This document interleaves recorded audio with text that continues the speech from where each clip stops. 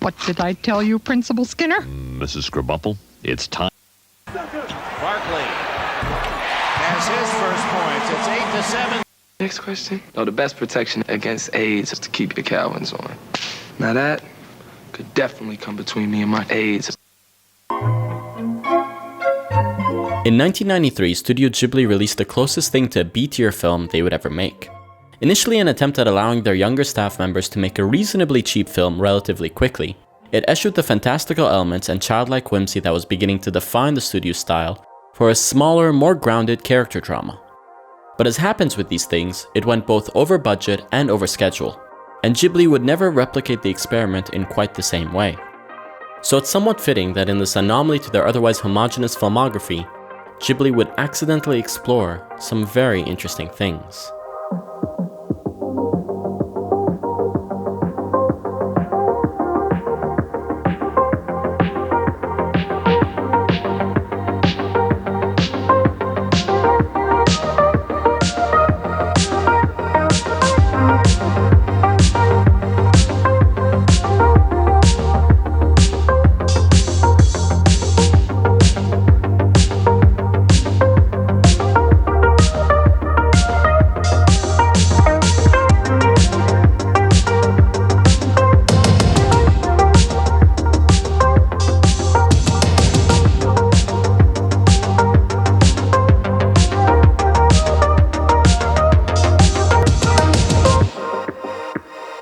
Ocean Waves centers around 3 characters, all of which have Japanese names that I'm going to butcher for the rest of this video.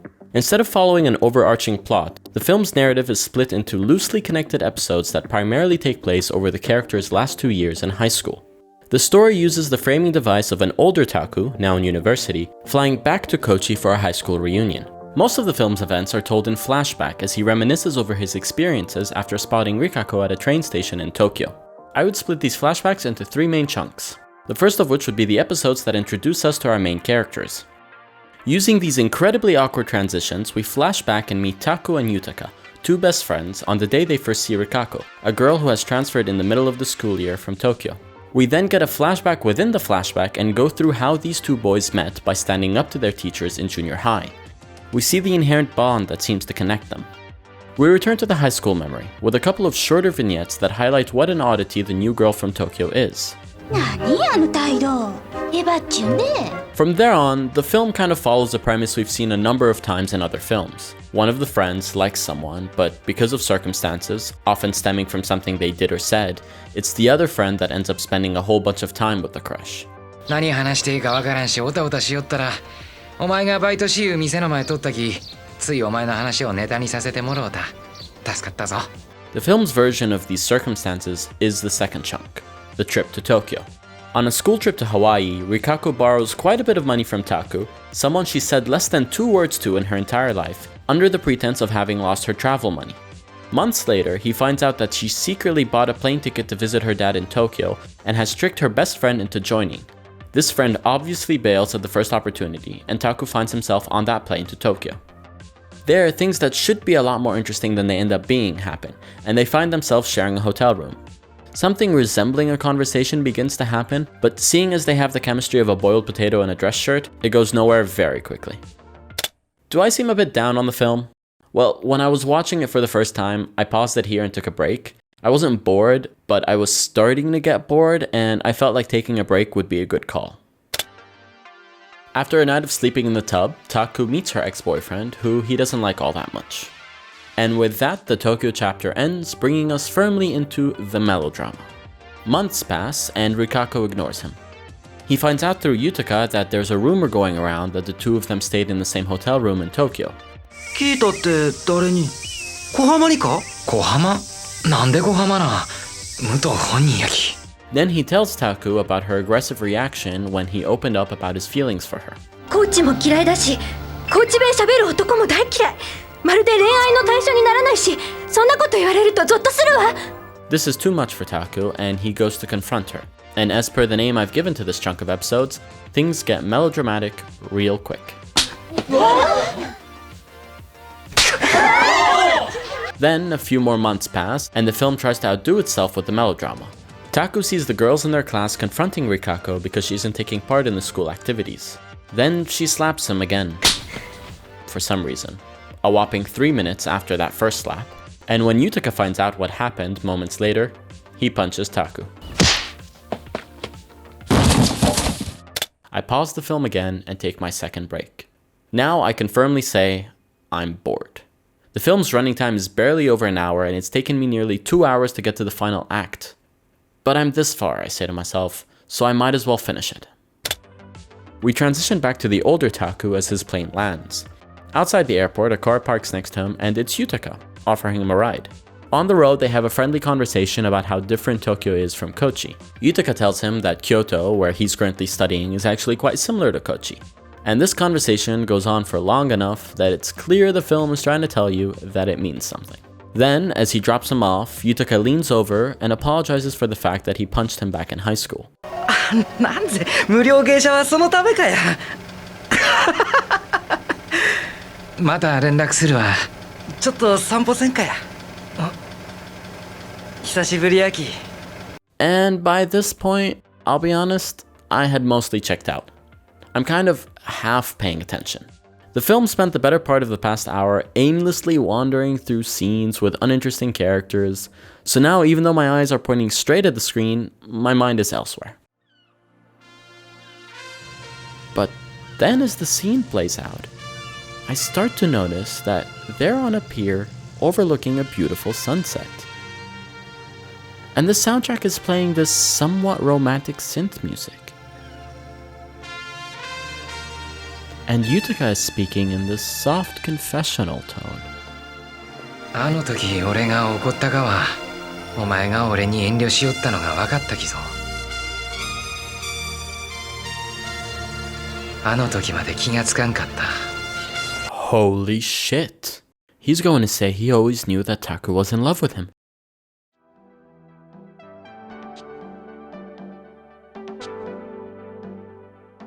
Then all these hints the film had planted start coming back to me, all the little signs of how special their friendship is, moments that even hint that Taku might not be straight. Suddenly my heart's beating a bit too quickly and I'm kind of on the edge of my seat. I know I didn't quite give the impression while going through the film's events, but it's crazy how much the film constantly makes it clear Taku really values Yutaka. From all the way back in the first flashback when Yutaka calls him at work and tells him to pass by when he's done, Taku just drops everything on the spot. ちょっと待ちやお先に失礼します Even Yutaka is surprised by this. えらい早かったやいかなんぜ人を呼び出いて You told me to come is all Taku replies because for him that's all he needs to hear from Yutaka to drop everything. This is the introduction we get to their friendship and it tells us all we need to know. The scene also ends with this lovely line. ところで今日はどうしたかなんぞ相談事でもあるがかいやちょっとお前に話しとんなってな In the junior high flashback when they first meet, Taku puts a bow on that interaction and sums it up beautifully. それ以来僕の中で松野がいる場所はいつも他の連中とはちょっと違っていた Which I'm sure is clear enough on its own. But I'll add that this moment specifically is what that scene at the pier is calling back to, with the parallel mise-en-scène and shot composition. Later, when Taku finds out that Rikako had been telling people they spent the night in the same hotel room in Tokyo, the first thing he does is try to clear things up to Yutaka, explaining the situation. That's the most important thing to him at that moment, that Yutaka doesn't get the wrong idea. It's only when he hears about how rude she was to Yutaka that he decides to go and confront Rikako. ゾッとするちはあんまりぞ When Rikako is trying to borrow the money and the talk clearly isn't going so well, the thing that gets him to switch his stance and agree is when she tells him all the nice things Yutaka was saying about him on their date. 一緒にいた松野くんがあいつはよく働くなって言ってたわそれでいろんなこと聞いたのよ中等部の頃のハンコぶりとか二人っきりの説明会とかそんなことまで話したん Also, she ends that conversation by telling him not to tell anybody about the money, but then he tells Yutaka like seconds later. 借金って武藤がお前に And I don't think it's because he's untrustworthy or something like that, but because to him, Yutaka isn't anyone. It didn't really click in his head to not tell him. They have the kind of relationship where they share everything. It's the same when Yutaka punches him near the end. He's barely back on his feet and he's already forgiven him. 明日になればまた松野と今まで通り話ができるだろうとその時は思っていた To Taku, this won't affect their friendship at all because it's just a minor bump. There's also a whole bunch of subtle things sprinkled in throughout the film, like every time he's left confused by something Rikako did and then Yutaka shows up, Taku just gets really happy. It's so clear he just enjoys being with Yutaka in general. As for the hints at his orientation, at the school, Taku is the only boy in this film that shows no real interest towards the girls. For example, when Yutaka is spying at Rikako in the beginning, he takes a quick glance because he's indulging his friend rather than fully taking part in being a creep. Or later in PE, when the other boys tell him to look over to the girls' court, he initially shows no interest because he thinks they're staring at the girl with the large breasts. Now obviously this could just be the fact that he's a decent person and doesn't leer at girls, but I think when you take it within context and pair this disinterest, which almost verges on dislike, with his strong emotions for Yutaka, it's really not that hard to put two and two together. At one point, Taku literally makes that connection himself. 松野がリカ子に惹かれているのを知って、僕は理不尽に腹立たしかった。やめちょきや。女はどうせ男の表面しか見んがよ。女なんざにお前の良さ分かりゃせんと。So all of this is going through my head as I notice the romantic synth music playing and the wind blowing as they look out at the sunset. This is genius, I say to myself. I can't believe the film managed to set all of this up in such a subtle way. あの時俺が怒ったがは、お前が俺に遠慮しよったのが分かったきぞ。あの時まで気がつかんかった。お前が武藤を好きやったこと。What? So yeah, that's where the film goes. Obviously. An animated film from the 90s made by one of Japan's biggest studios, that's what it's going to do. So the film continues going through the high school reunion, and then the framing device wraps back around to the train station in Tokyo. Taku sees Rikako again, runs across to the other platform where she's waiting for him. The film ends, the credits roll, and this time I'm really not paying attention. Not to imply that I'm bored, I'm actually super focused, but not on this scene. My mind is still back there on that pier watching the sunset. I didn't just dream that whole thing up, right? Like, it's all there. So from that point, I kind of fall down this rabbit hole. I go from not really liking the film all that much to low-key being obsessed with it. A couple of days later, I watch the film a second time and take a whole bunch of notes. A couple days after that, I watch it again, this time pausing and breaking down every scene beat by beat. If you thought the first viewing that took me over 2 hours was long, I had to split this one into 3 sessions over 2 separate days. From that breakdown, I draw a through line for each character, mapping out their character arcs, how their thinking must have changed as the story progressed, and how that affects their dynamic with the other characters. I start putting together a retelling of the film's story, right? This is supposed to be the script for this video, but after I'm done, I look back at it and I realize what I really put together is less of a script for a video and more of a 20-page treatment for a screenplay. And I noticed then that the natural next step would be to write that screenplay. So I start writing it over the next few... No, I'm kidding. I didn't write the screenplay. That's when I decided to stop. I know at this point this all seems kind of crazy, but it really is all there. And the more I look at it, the more I'm convinced. I've already explained some of the things the film does, but it's not just those small moments that you can read into. I would argue that it's kind of baked into the film at its core. You really only need to change one thing, and suddenly everything else just falls into place. You take the scenes at the train station that bookend the film, and you switch them. Now the themes come to the forefront, character motivations make a whole lot more sense, and the story just plainly gets more interesting. There's also the added benefit of now making the film a trip through Taku's psychology during this emotionally tumultuous time in his life. It becomes about him coming to terms with his feelings for Yutaka, because honestly, his entire relationship with Rikako is based on those feelings. Her character, as far as he's concerned, is framed in the context of what Yutaka means to him. Taku's opinion of Rikako starts with the distrust we highlighted earlier. Later, she piques his interest. Not only does she beat the captain of the tennis team at a match, but she also has higher grades than Taku, something we know he's very proud of. そんなセリフは全国持ちで100番以内に入ってから言え。僕はこの前89番でした。 Most importantly though, it seems like Yutaka really likes her. So much so that he calls Taku at home to talk about her. So if Yutaka likes her, and she's smart and athletic, then there clearly must be something special about this girl from Tokyo. ああいう子が映画か。松野は。 What Taku does is he creates this version of her that's based in small part on these successes at school, in large part on Yutaka's feelings for her, and in no part on Rikako as a person. In essence, what the rest of the film shows us is Taku slowly becoming disillusioned with this unrealistic version he's built up in his mind.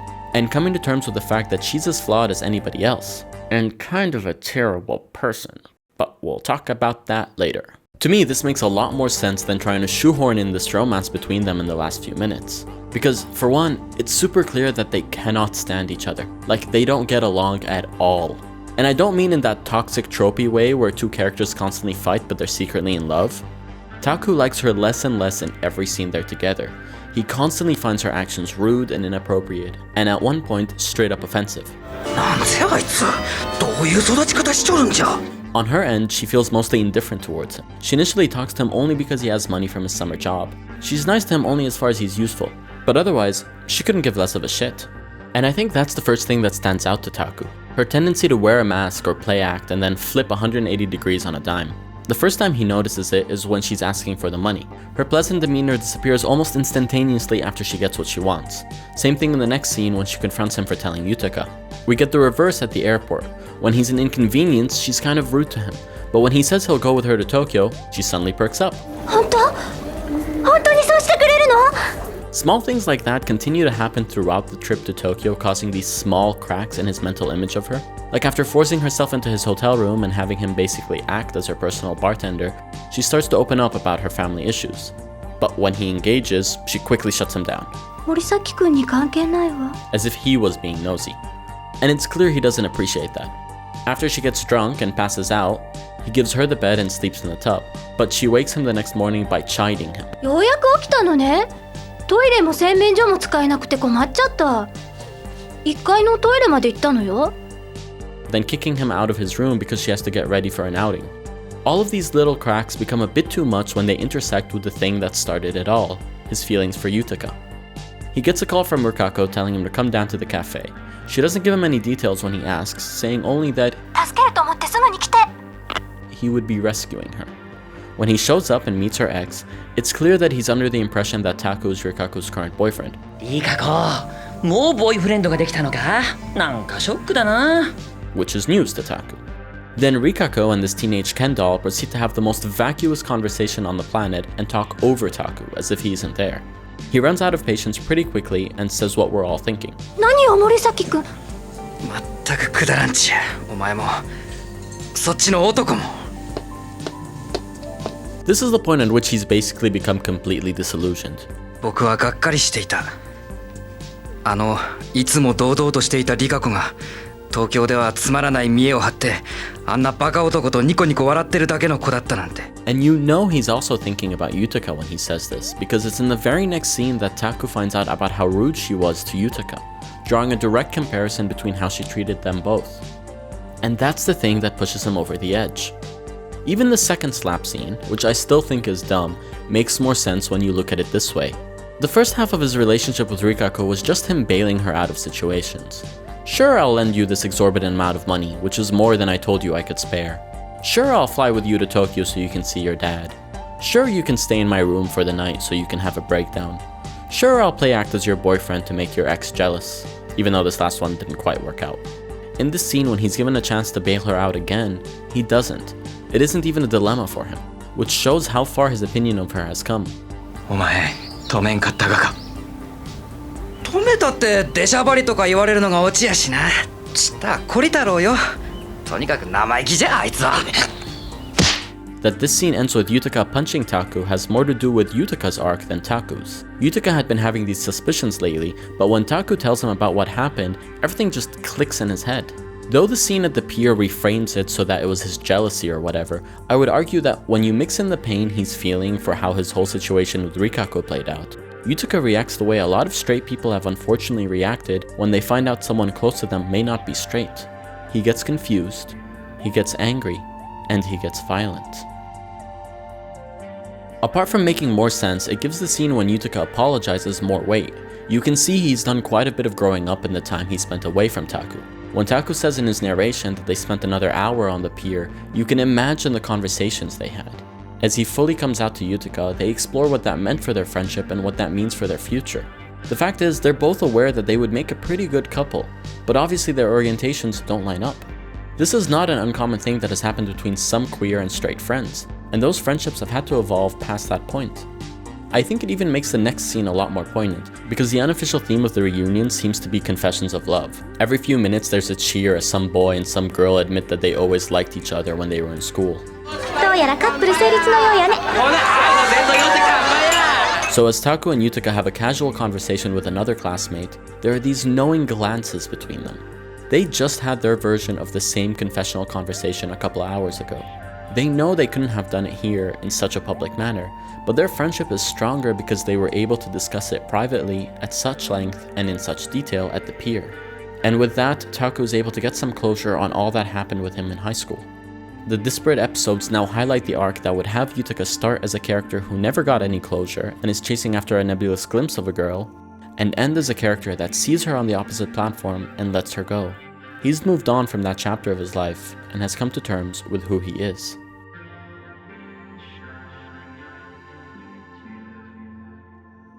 By reworking the story in this way, two main problems come up. The first is that Yutaka just isn't around all that much in the film. It's so clear that Taku and Yutaka really click, but you only get any real sense of that in the beginning, before Rikako becomes a major player in the story. After that point, he kind of disappears until the slapping and punching start near the end. Having more scenes like those in the beginning would have really helped, because they're the only ones in the film that focus on this relationship. We're not given any room to explore their friendship elsewhere, because basically every other conversation they have for the rest of the film is about Rikako. Which leads to the second big problem with the retelling. It falls into one of the worst tropes regarding female characters. That is, having Rikako's sole purpose in the film be to develop the male characters, which I feel is like just a couple notches below fridging her. Unfortunately, that's the result we're gonna get if we want to use what's already in the film, in this case all that focus on Taku's experience with Rikako, and then just reframe it to tell the story of his feelings for Yutaka. Ideally, we would reshift the focus, expanding the scenes with Yutaka and maybe in the process give Rikako a bit more room to tell her own part of the story. But at that point we're rewriting the film, not just retelling it, which isn't what we're going for here. It's also important to note that the changes in the retelling don't really tackle the biggest issue. The fact that the movie is dull. This film can be so boring at times, and the main reason for that is definitely the characters. The characters here range from boring to unlikable, which is not exactly the spectrum you want to limit your story to. And if we're being honest, nothing short of a complete rewrite could solve this problem. Yutaka, for example, has the charisma of a dilapidated cardboard box, and Taku isn't that far off. Which I mean you could use as further evidence for how compatible they are. They can go off and be boring together, drinking sodas on the rooftop as the sun shines down on their banal existence. Rikako, on the other hand, is by far the most interesting character out of the three. There's all this drama and conflict in her life. Her parents' divorce, her move from Tokyo to Kochi, the fact that she doesn't live in the same apartment as her mother, her admiration and eventual disillusionment of her father and her douchey ex-boyfriend. But barely any of it is presented in an engaging way, and even less of it is explored. It's just told to the viewer in a handful of exposition dumps. On top of that, Rikako is such an unlikable character. She's manipulative, she's sketchy, she constantly lies to and uses the people around her, including her naive best friend. And when confronted about any of this, she acts indignant as if she was the one being wronged. そんなの誰も守ってないわよ。何？まるで先生みたいなこと言うのね。森崎くんってそんな優等生だったの？聞いた話と全然違うわ。がっかりよ。今日リカ子とね、一緒に大阪のコンサート行って向こうで2泊してくることになっちゃったが、それやに空港行きたらリカ子言うたら本当は東京に行くって言うが、最初からそのつもりやったがやと。もうリカ子東京行くの切符も2枚こうちゃある言うし、私母さんに嘘つくことになるもん。あ、どうしたかで。ここに泊まるわ。請求書はパパに行くんだから私にも権利あるでしょ。あんまり学校で話しかけないでね。目立つから。何よ、どうしてこんなところにいるの？ユミが連絡したの？ It's so bizarre that they use all of this material in the climax when Taku is romantically reminiscing about her. But the only memories he has are like of her manipulating him or yelling at him or lecturing him, and it ends up turning into this surreal, unintentionally funny sequence. リカ子とこんな風にして城を見上げたかったんだ。森崎くん、お金貸してくれない？何？まるで先生みたいなこと言うのね。森崎くんってそんな優等生だったの？聞いた話と全然違うわ。誰にも言わないでって言ったのに、もう松野くんに喋っちゃったのね。森崎くんって男のくせに私生理の初日が重いの。貧血を起こして寝込むこともあるのよ。パパに会ったら私話すつもりでいるの。パパと一緒に暮らしたい。東京に戻りたいって。ここに泊まるわ。請求書はパパに行くんだから私にも権利あるでしょ。私の部屋もね、すっかり模様替えされてたの。壁紙なんか濃いグリーンなのよ。私パパの味方のつもりだった。でもパパは私の味方じゃなかったの。私ってかわいそうね。本当にくだらないわよ。彼も私ひどい東京旅行になっちゃったわね。ずいぶん友達思いじゃない？もういいでしょ。バカ！あんたなんか最低よ。東京にね、私会いたい人がいるんだ。誰かっていうと、その人はね、お風呂で寝る人なんだよ。They had to literally invent that final line, which he's imagining based on secondhand information. 東京に会いたい人がおる言うて言いよったよ。けんどようわからんがよ。誰に会うが言うてもお風呂で寝る人やと。Just to make the sequence less harsh. Unlikable characters can be very engaging if something is done with the fact that they're unlikable, but when it's just left to fester like this, it ends up really hampering the experience. And though it's not the point of the film or of my retelling, I think Rikako could have made an interesting protagonist. The history of film is filled with unlikable male protagonists that end up being great characters, but there's a severe lack of that in female protagonists. It's probably due to some misguided idea that unlikable female characters wouldn't be engaging. Obviously this has been explored in art house and indie films, but I feel like we're just starting to see a wider range in mainstream films. One example is Joy, who I feel is an unlikable character and a good protagonist for many of the same reasons. With Rikako, you can keep the fact that she's spoiled and treats the people around her like garbage, but if the story becomes about her and we start to see things from her end, she could become a lot more sympathetic. 私ってかわいそうね。And with that, a lot more engaging. Definitely more than either of these two.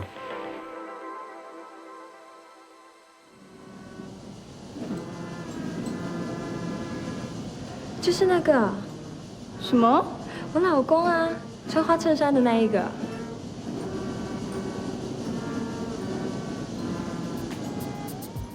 Throughout the fever dream that was compiling notes for this video, I kept remembering a Taiwanese movie from 2002 that I like quite a bit, called Blue Gate Crossing. It has the same three characters set up as Ocean Waves, but with the genders flipped. And it uses a similar inciting incident, that of a nervous character accidentally setting in motion a series of events between their crush and their best friend. 信又不是我贴的，是阿苗。信又不是我写，是林月珍。 So when I rewatched it, I was pleasantly surprised that it basically did everything I was just talking about in my retelling without any of the problems that came up as a result. On top of that, the characters here are great and their dynamic is really fun. They're also convincingly teenagers. Remember, this was the time when Hollywood was trying to convince us that 27-year-old Tobey Maguire was still in high school. Something apparently we're still dealing with. So it's nice to have them portrayed by actual teenage actors. Their characterization is very endearing and I think accurate. They're awkward and think dumb things are cool, but also curious and quite understanding in the way some teenagers can be before adult life kind of hammers that out of them. And these are all, you know, likable traits, things that were sorely missing from Taku's story. I think a lot of what I spoke about regarding the queer angle is actually in the film and just requires the viewer to slightly tilt their head to see it. And one of the reasons I feel quite confident about it is because I've seen it done so well in a film like Blue Gate Crossing. If you watch them back to back, it almost feels like someone saw Ocean Waves, had the same idea I did, and then used it as a basis for their script. 干嘛啦？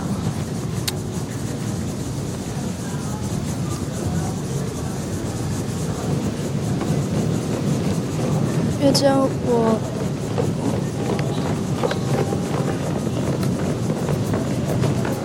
So, if anything I spoke about in the retelling seems interesting, definitely give Blue Gate Crossing a watch.